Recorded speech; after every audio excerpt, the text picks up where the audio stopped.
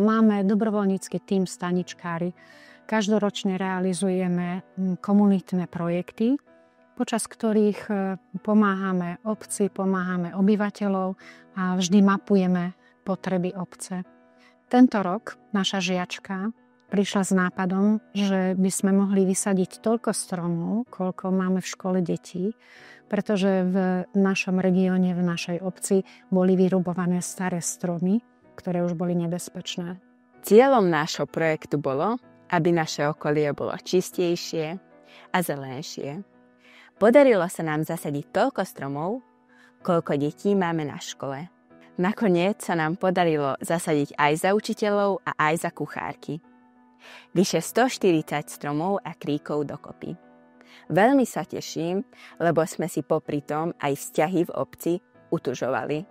A popri tom sme si my uvedomili, že keď sa spojíme a pomáhame si, vieme dokázať veľké veci.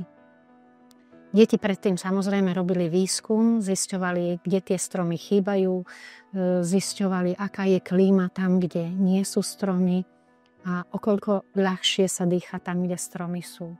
Ja som urobila výskum, o koľko detí, toľko stromov. Po počítaní stromov v uliciach som zistila, kde sú miesta, o ktoré by sme sa mohli starať. Naučila som sa odvážnejšie hovoriť na verejnosti.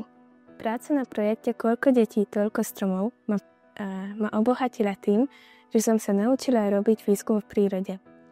Merala som teploty ovzdušia pod stromami a na slnečných miestach. Zistila som, že chladok dokážeme vytvoriť aj sadením stromov. Ja som prišiel do tejto školy len minulý školský rok. Práve vtedy, keď tu mali burzu šiat. Prispeli nám obyvateľia tak, že darovali nám stromy. Ja som sadil tiež stromy s mojimi spolužiakmi. Vďaka tomu tu budeme mať lepší vzduch a klímu.